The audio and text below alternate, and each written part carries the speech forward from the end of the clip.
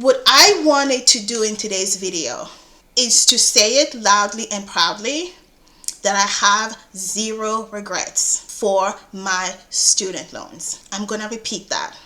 I have zero regrets for my student loan debt.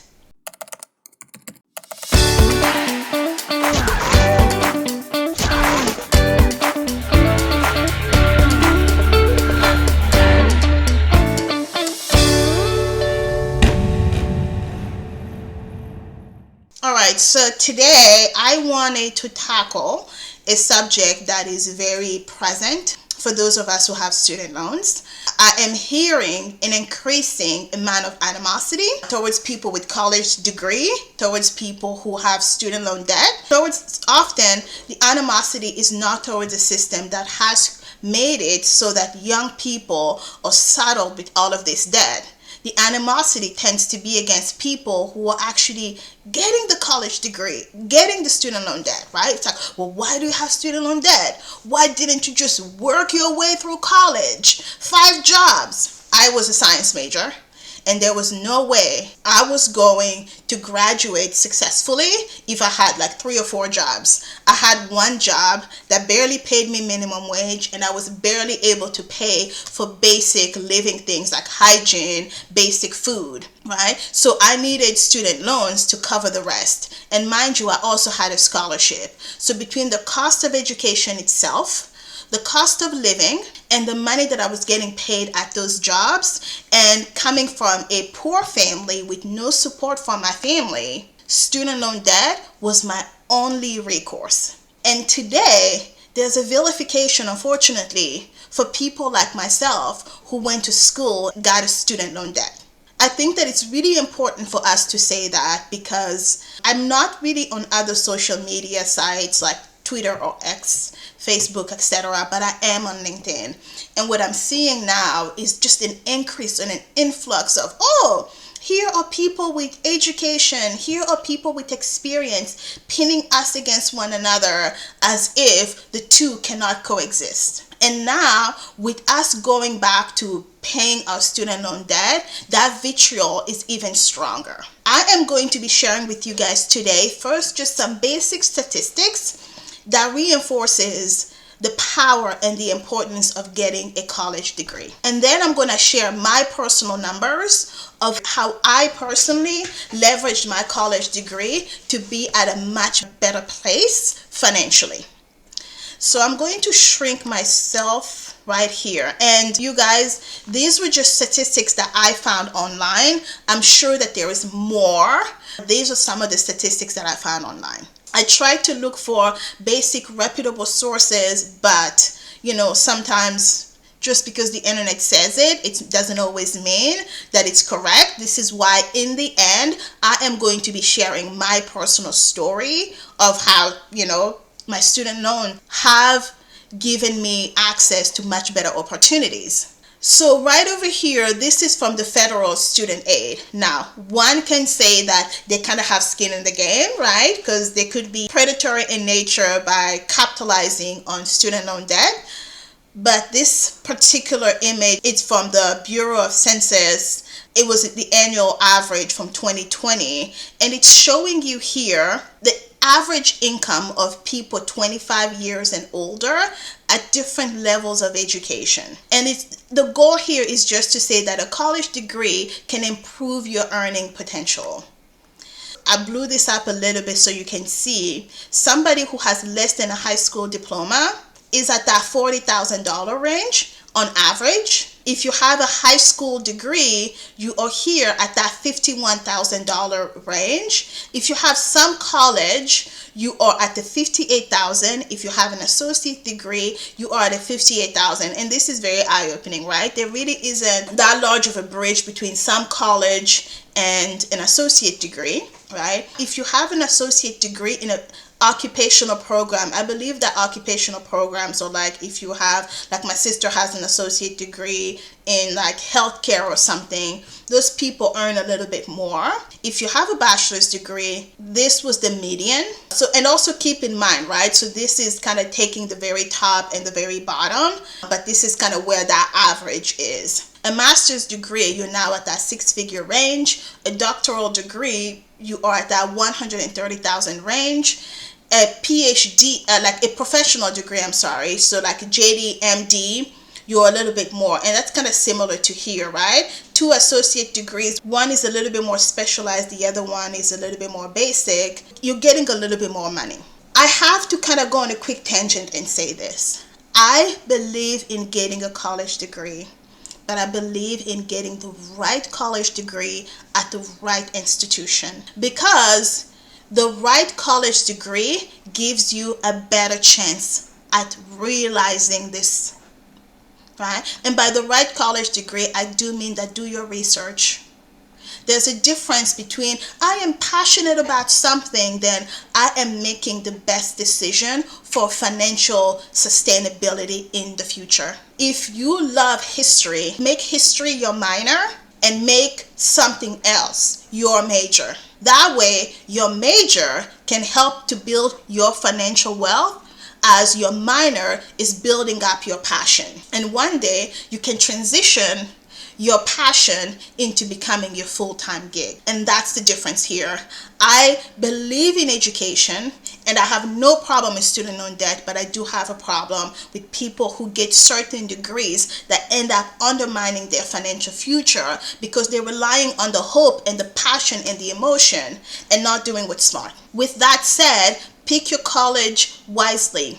I'm sorry, the upsides of going to a Harvard or a school that's extremely expensive doesn't always materialize than going to an average school, getting that degree, and then leveraging that with other skill sets to realize this ladder here, right? So I believe in college degree, but I'm neither blind nor stupid in what I'm talking about, right? So there are two kinds of people. Those who are getting college degrees, but are not thinking through the degree they are getting, the school they are going to, and how much they're spending for that degree. And the people who are just like, F education. Education doesn't bring you anything. Education is a scam. It's a lie. Education can take you places where just hopes and dreams or owning a business may not take you. Now, let's take a look at the median lifetime earning by highest education attainment, right? So this is the median lifetime earnings. For people who have less than a high school degree, the median, with this here, they've removed the outlier and they've taken the majority. The median is different, of course, from the average, because the average includes those outliers. If you have less than a high school degree, your median lifetime earning is around $973,000. If you have a high school diploma, it goes to about $1,304,000. If you have some college, it goes to $1,547,000. If you have an associate degree, you're at that 1.7 million range. If you have a bachelor's degree, you're at the 2.3-ish million dollars. If you have a master's degree, you're around that 2.7 million. And this is from a Georgetown study, and I'm sure that there are nuances to all of these different conversations, but this is very eye-opening, right? How much you earn over a lifetime is impacted by your education. There are always people who are going to be an outlier. Some kid who went and started a business and made millions of dollars. Congratulations for that kid, but they are the outlier. Or you have the outlier on the other extreme where I got a PhD, I got a master's degree, but I still only make $35,000. That's the outlier from the other side, right? And this is where the conversation I just talked about, what are you getting your degree in? I love gender studies, but if it's in gender studies, you are undercutting some of your financial prospect, right? So certain degrees, whether or not we like it, are not going to bear as much fruit as other degrees. And this is when you begin to get those outliers on one side or the other. And then people on this side who believe education is a scam will elevate these people with PhDs in random degrees that from the beginning surely show no financial prospect, and they elevate them as the example of education is bad, right? That person who got the degree in general studies, PhD in gender studies, and they are making $60,000 a year and they have $300,000 in student loan debt. As outrageous as that sound, those examples are real, and those are often the ones that are elevated as education is bad. For most people, this tracks. For most of us, if we have a college degree, we are getting more than people who only have associate degrees or only have high school diplomas. Now, let's take a look at some of the unemployment data when you have college degree versus when you don't. And this is also very eye-opening. This was published in the Bureau of Labor Statistics. No high school diploma. In 2015, the unemployment was around 13%. High school diploma, no college, it was around 8%. That's a big jump, right? Because even in my industry, I'm starting to see that, right? When I started as an undergrad, I could get a chemist job with my undergraduate degree. It's starting to shift to where now they're like, no, we want you to have a master's degree, minimum. Before I got into the industry, you could get a job as a cosmetic scientist starting out without a college degree because you just got training. When I started, needed a bachelor's degree. Now, about 12 years removed from my start, you need at least a master's degree just to get in, right? I don't particularly like those trends, but I'm just telling you guys that this makes sense to me, where back in the days, no high school diploma, you just hardworking person, you could get a job today. People with high school degrees are competing with you. Some college, no degree, you're at unemployment of about 7%. Associate degree only, you're at unemployment of about 5.8%. Bachelor's degree, you are at an unemployment of about 2%. Most people, this is the degree they tend to get. Master's degree, it goes up a little bit, and this is really interesting. I'm wondering what is leading to this. Advanced professional degree, you're at about 4.4% unemployment, not degree, right? And I think this is very eye-opening. And when you have a doctoral degree, you're at about 1.1. Here is my theory for why a master's and an advanced professional degree have a higher unemployment rate. Doctoral degree people, there aren't a whole lot of people getting PhDs. Because education is so expensive, most people are not making those investments. So people who have them become highly valued, and they tend to get jobs and retain them faster. However, people with master's degrees and advanced professional degrees are growing in popularity, right? Most people have some sort of MBA. So now it's like, okay, I have 5 of you with MBAs. Right, which one do I pick? Although we still make up a small percentage of the population, but the competition is rising. And this can also be true with people with advanced professional degrees. So that is just a speculation for me as to why this number is higher. But what is true, and what I want to drive home, is that a degree reduces the likelihood of you being unemployed. Now, this is not to say that you will not become unemployed just because you have a college degree. But your chance of bouncing back and getting another job goes up significantly. And this, of course, goes back to what I was talking about. What degree did you pick? Now, let's take a look at my personal numbers. This is my story of my student loan debt and how I have leveraged it to increase my income, increase my assets, and increase my net worth. And you guys, I'm less than 15 years into my career, into my professional career, if you don't count some of the things that I did as an undergraduate. So if I have about 15 more years of work, how much further can I leverage this? With that said, I'm going to share a little bit about my story, right? I got my undergraduate degree in biochemistry, and I also had a minor in business. So I always knew that I wanted kind of both. I wanted to have both a business and a scientific background. I was blessed enough to have parents who told me at a very young age, Nandy, be smart in what you pick your degree, in what you pick as your degree. When I was in high school, I was enamored by the American dream. And in my head, I was always attracted to business. I wanted to be a businesswoman from the time I was very young. And I remember my parents telling me, Nandy, don't get a degree in business. Everybody else does business. Get a degree in the science. You can still do your business on the side, get a degree in the sciences. And although I was reluctant, I've always been somebody who prefers to do what is smart. And somewhere in that young age, even though my passion was for business, I knew that what my parents were telling me was smart. I went to school and I got my major in biochemistry and I got my minor in business. I took, some business courses and ended up getting a minor in like general business. When I graduated my undergrad, which I actually ended up doing my undergrad in about 5 years.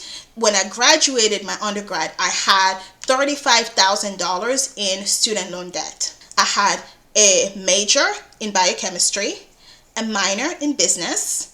I had 2 certificates, one in massage therapy and another one in aesthetics. Yes, I overdid the education thing big time. What I wanted to do for myself was that I wanted something that was solid. That was my biochemistry. Thought I was going to become a doctor. And then eventually I realized being a doctor wasn't for me. And I went the route of being a scientist. So in my head, the scientist was going to be my full-time job.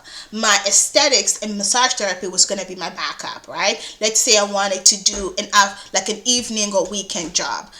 I could go work at a retail store making minimum wage, or I can make a little bit extra working at a spa. It's because when I was an undergraduate student, everybody else was like, oh, work. And every job that I would get will be a minimum wage job. I was getting paid $7.50, $8. And sometimes I would work 20 hours. And then as a science student, you have to spend a lot of time studying. I couldn't keep up. And I knew that it makes no sense for me to go work 20 hours a week getting $8 an hour. Like that really did not make sense to me. So I started thinking of other ways to boost my income.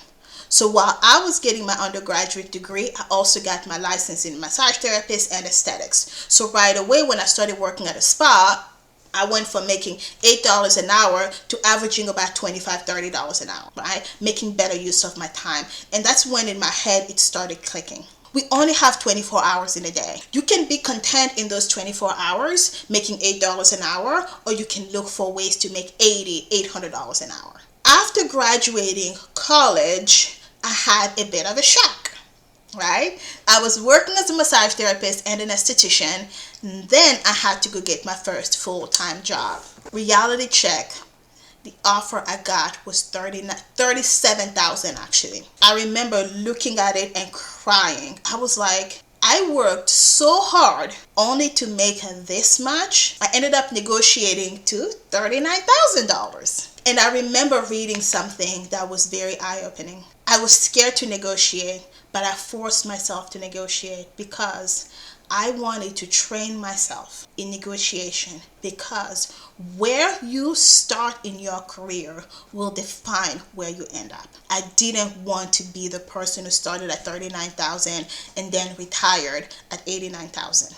Because usually, for most people, where they start will determine where they end up. I didn't want to be that person, so I forced myself to negotiate. I remember being so scared, but I told myself I will. Assets, I had none. I think at the time you can maybe say that I had a car that was worth about maybe $3,000. My net worth was about negative $35,000. Then fast forward about 5 years later, I got my first master's degree. That was an MBA in marketing. Remember how I told you guys earlier that I've always had a passion for being on the business side. I had been working at this point for about 6 or 7 years as a cosmetic scientist. I started seeing where the money and the power was in the industry. As scientists, unfortunately, look at how well you guys respect scientists in our community. COVID-19 was very eye-opening. The way scientists were vilified was an eye-opener of how little we are respected and we are valued in society. And that often reflects in the income we are paid by companies. But the people companies in a capitalist American system respect are marketing people, because marketing people are the people who get you to buy, right? So I can create the most amazing product, but the marketing people are the one who zhuzh it up to tell whatever story they want to tell you. So I decided to be strategic. Once again, do the smart thing this time. I went to get an MBA in marketing. That eventually opened the door for me to go from being a cosmetic scientist to a product development manager. And in this role, the company that hired me specifically hired me because they liked that I had both the science background and the business degree. This position allowed me to be between the science teams and the branding team. The marketing team don't really understand the science people don't really understand the marketing. I'm kind of in between, communicating between these two people. That took my salary. So this is about 7 years removed from this $29,000. I finished my first master's degree. I have about $65,000 worth of student loan debt. And I have about my income is now at about $120,000 because of this new master's degree. And my assets at this point, I'm not sharing all the things that has happened in between. I've also managed to slowly increase my income, but I also have acquired 2 properties that are worth about $350,000. My net worth at this point was around $100,000. Right? So this is with master's degree 2. Comes master's degree 3, while I was getting my MBA in marketing, I also wanted to have an MBA, a master's degree in science. Instead of going for a PhD, I was like, let me just do another master's degree and let me do it in the science, right? So now this enables me to put as a title my first name, MSMBA, right? Giving me a little bit more credential and a little bit more boost. And that opened the door for me to move from a management role into a director level role, where now I'm still that liaison between the technical side and the business side, right? But it just opened door to a better title. Now, unfortunately, my student loan debt also goes to about $89,000. My income goes up to about $190,000, and my assets are now at $1.35 million. How? Real estate. As I'm increasing my income, I'm also being very strategic in acquiring assets that will build me long-term passive income. And today, I stand at a net worth of about $450,000, and in the next 4 to 5 months, I will most likely be $500,000, $500,000 or $500,000 in net worth. These are my results, and my income here also accounts for not just my salary, but also a lot of my rental income is also part of this salary. And the reason why that's important for me to think about here is because my graduate degrees open door to more income, which open door to me acquiring more properties. So this is my student loan story. Now, with this type of income, would I be able to pay off this $89,000 within about a 4 to 5 year period? Absolutely. Do I regret that $89,000 seemed like a lot of money? Absolutely. Absolutely. Would I be able to pay it off though? Absolutely. Does this scare me? No. Will I do it again? 100%. Right? I don't know what your student loan story is. This is mine. You know, I am a big and a strong advocate for education. Right? I also do think that we as a society need to work on better legislations to fix how expensive it is to get a degree in this country. But don't get me wrong. I do not believe in getting a degree for the sake of getting a degree. I believe in getting a degree that makes sense for your financial trajectory. I believe in having student loans that also make sense for that financial trajectory. So pick your college degree well, pick the school well, forget about these expensive schools. My MBA, I did at an accredited school. You always want to go to an accredited school, but it wasn't a fancy school. I think my degree technically only ended up costing me, like, overall it was only about, on paper it was only about 15,000.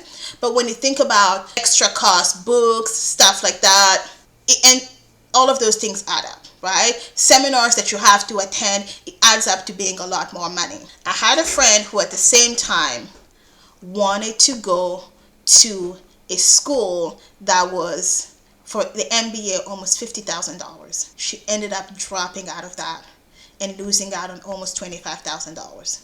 Right? So to have $25,000 in student loan debt on a program you didn't even finish because you wanted to go to some fancy school makes no sense. So that's my closing statement here. Student loans suck. As a society, our children should not be saddled with that much debt. But it still remains the best path to long-term success and financial wealth that we have today. So that's why, for me, I have zero regrets. I would love to hear from you. Is this story crazy to you? Do you have a similar story, right? Or are you if you don't believe that student loans matter, if you don't believe that education matter, have I at least made you think differently? If not, I would love to hear from you. Just share your stories, whatever those stories may be. Thank you guys so much for joining me on this video. I will see you guys in the next one. Bye, my dears.